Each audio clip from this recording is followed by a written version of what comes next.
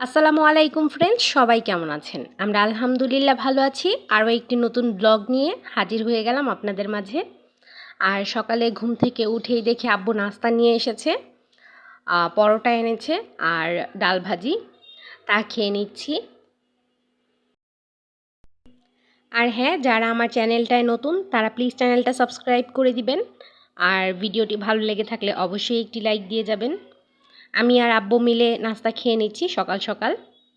সকালে গরম গরম পরোটা খেতে কিন্তু খুব ভালো লাগে।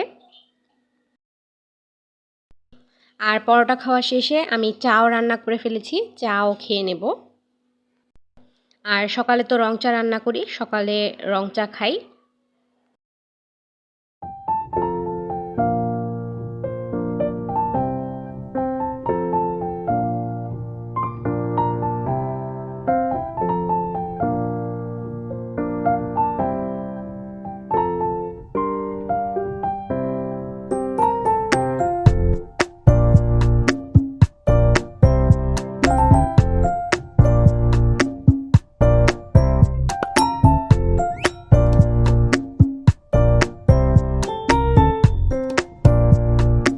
নাস্তা খাওয়া শেষ করে চলে এলাম রান্নাঘরে রান্না করার জন্য। আর আজকে করলা ভাজি করব। করলা কেটে রেখেছি আর এই জায়গায় আলুও কেটে রেখেছি করলা ভাজির জন্য। আর এদিকে পেঁয়াজটা ভেজে নিচ্ছি।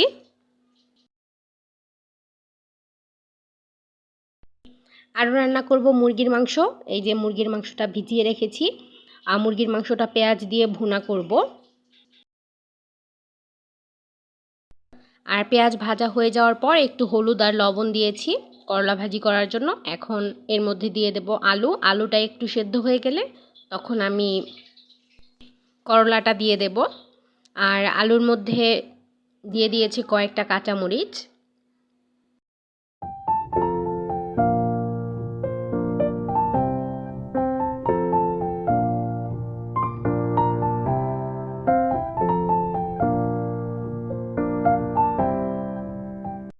আর মুরগির মাংসের জন্য এই মশলাগুলো ব্লেন্ড করে নেব। নিয়েছি জিরা, দারচিনি আর এলাচ, এগুলো পানি দিয়ে ব্লেন্ড করে নেব।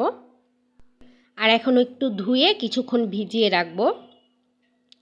তারপরে এই যে আলুটা তো সেদ্ধ হয়ে গেছে, এখন এর মধ্যে দিয়ে দেব কেটে রাখা করলা।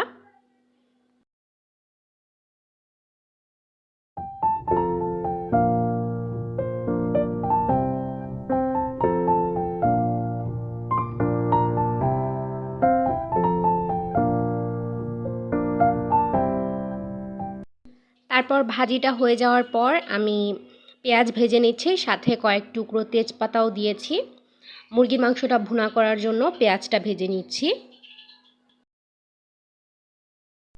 আর এদিকে মশলাটা কিছুক্ষণ ভিজিয়ে রেখেছিলাম আমি, আর এখন ব্লেন্ড করে নেব। আর এই তো মুরগির মাংসের জন্য মশলাটা তৈরি হয়ে গেছে। আর এদিকে পেঁয়াজটাও ভাজা হয়ে গেছে, এখন এর মধ্যে পানি দিয়ে দেব আর মশলাগুলো দিয়ে কিছুক্ষণ কষিয়ে নেব।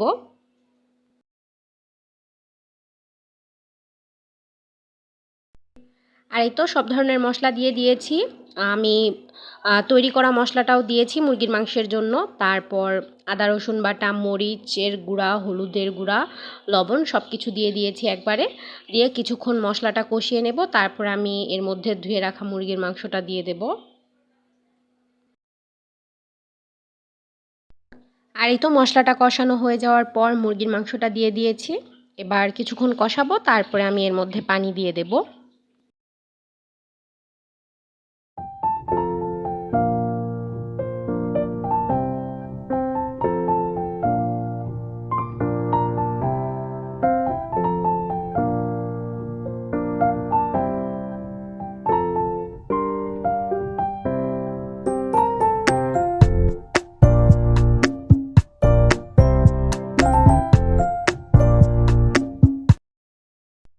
আর এই তো মাংস থেকে বেশ অনেকটাই পানি উঠে এসেছে। এবার আমি আরেকটু পানি দিয়ে দেব। তারপর বেশ কিছুক্ষণ জাল করে নেব।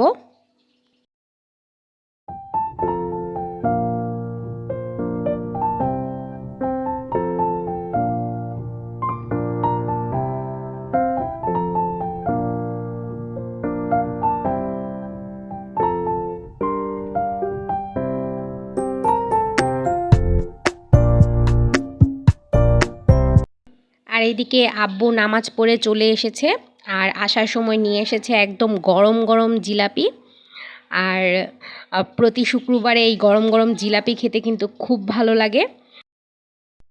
প্রতি শুক্রবারই কিন্তু আব্বু জুম্মার নামাজ পড়ে তারপর এই গরম গরম জিলাপি নিয়ে আসে, আর আমরা মজা করে খাই। আর জিলাপি খেতে খেতে এইদিকে তরকারিটাও হয়ে গেছে, আর একটু ঝোলটা শুকিয়ে গেলে তখন নামিয়ে ফেলবো।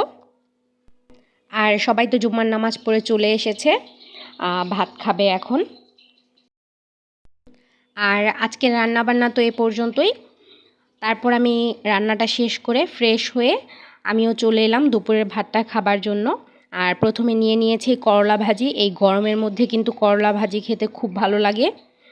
আর আজকের করলা ভাজিটা খুবই মজা হয়েছিল, আলহামদুলিল্লাহ।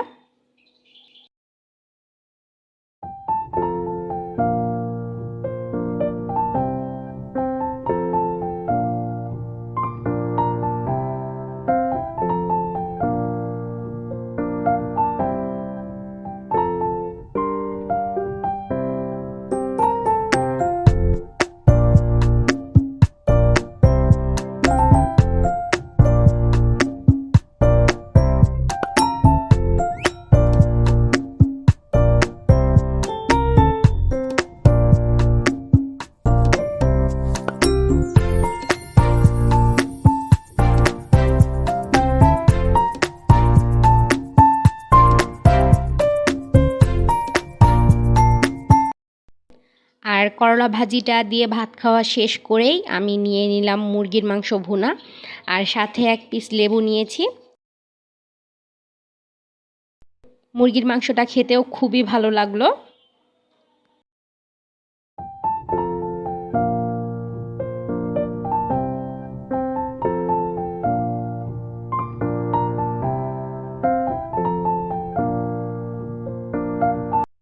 আর ভাত খাওয়া শেষ করে চলে গিয়েছিলাম ছাদে।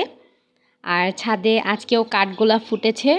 কাঠগোলাপ দেখতে কিন্তু খুব সুন্দর, আর এর ঘ্রাণটাও খুবই ভালো।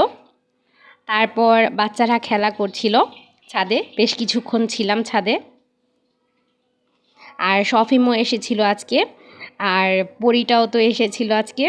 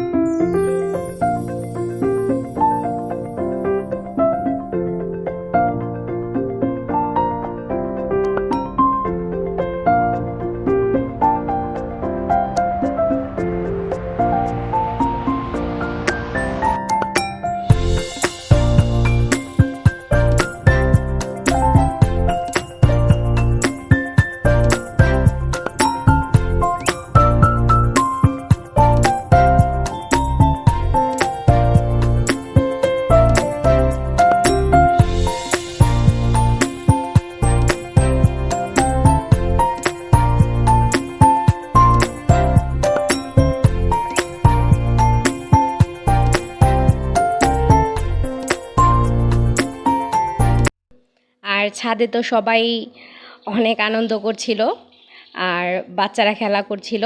বেশ অনেকক্ষণ ছাদে ছিলাম, তারপর নিচে চলে এলাম। আর এই যে আমাদের পরীটা, ছোট্ট পরীটা, ও এখন একটু পিছনে যেতে পারে। এই যে এইভাবে করে পিছনে যায়, এখনও তো বসতে পারে না, এখন একটু পিছনে যাওয়া শিখেছে।